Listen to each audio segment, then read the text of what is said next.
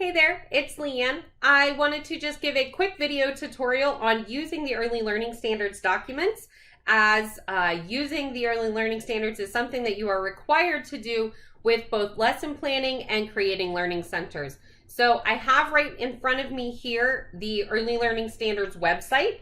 And so if you see, it's pakeys.org/PA Early Learning Initiative/Early Learning Standards. If you Google PA Early Learning Standards, you will be taken right to this page as the first link that pops up from the search. So you'll see here that the Early Learning Standards exist in several different formats.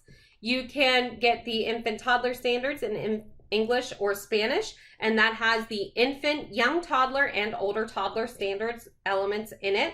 There is a separate book for the pre-K standards, and then grades 1 and 2. There is also the continuum that creates a crosswalk between all of the different age levels to help you kind of see that scope and sequence.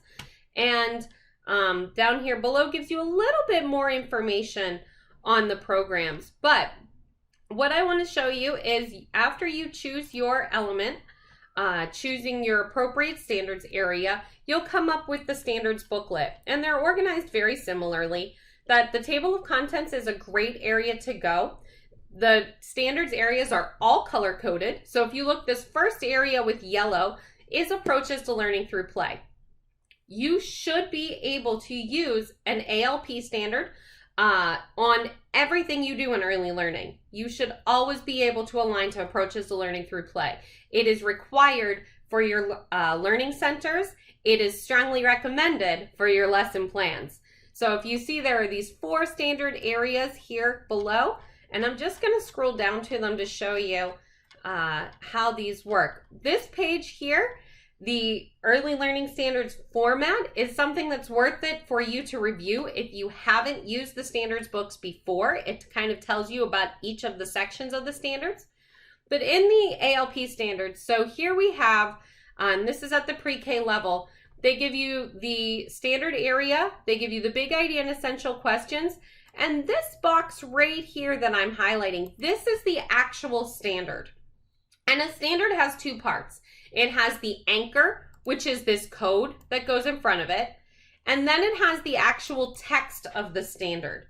You need to include both the anchor and the standard text in your lesson plans and your learning centers, because this helps both you really know what you're aligning to and helps me be able to look it up on your, or double check your lesson plan, I guess, to make sure that you are using it appropriately.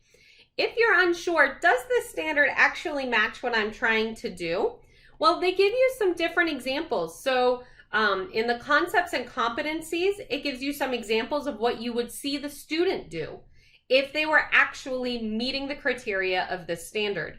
Under supportive practices, it gives examples of what you as the adult in charge will be doing. Now, you can absolutely do things that involve exploring and asking questions that are not in the concepts and competencies or supportive practices. They exist there to give you an example. But the idea is that I should be able to see in both your assessment and in your procedures something that is going to make me realize you have met this. You are going to ask questions of the children. So I should see examples of the questions in your lesson procedure, and I should see the measurements criteria and how you will assess those student answers in your assessment box. If we want to look at, this is the infant toddler standards that I have open in this window. Starts in the same way with that table of contents that kind of walks you through everything. Also starts with those approaches to learning through play standards. So then you'll see it actually goes through everything. You also have some key definitions and some guiding principles. It has the same sample page to help you know this is what we're working with here. And again, you always want to have this standard with its anchor designation. Now, I will tell you, as I'm scrolling through the document and I know what my lesson is about, I take advantage of search functionality. So I will always hit Control F on my keyboard, and that opens the search window. You can also get directly to it in other ways depending on the browser that you're using, but most of them will always have it as Control F. If you're on a Mac, it's going to be Open Apple F. But so I'm going to hit my Control F, and let's say I want to do a math lesson on sorting. So I can search for the word sort, and it will pull up every time it finds that word, and I just page down, and then I go, oh, here's the young toddler standard on sorting. But maybe I don't want young toddler. I want older toddler. So I'm going to hit down and wait until I see sort, and this comes up in my supportive practices. This comes up again in younger toddler. But here in older toddler, it's in the supportive practices here that I will be sorting shapes. But maybe it's not shapes that I want to sort. So this is looking again at sorting shapes. Looking again and seeing where can I find it. So participating in sorting objects, still for younger toddler. I can keep going through my options until I find what I'm looking for. And sometimes you may come up with nothing. But here I have, right here it came up with sorting under older toddler, and it says classify objects and count the number of objects. That's the actual standard for sorting at this age level. It's a little bit more specific.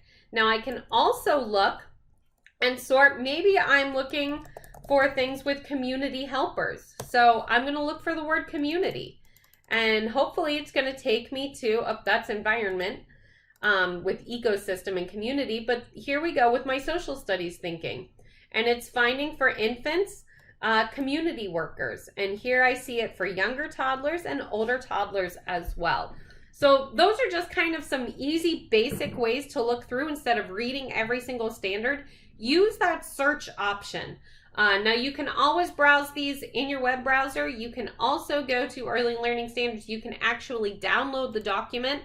If you go through this window here and you do click on it again, up here I see the download button. I can download my Early Learning Standards. It will come up with a save as option for you. So we can look at that as a way to kind of keep that on your computer so you don't always need to be accessing the internet for it.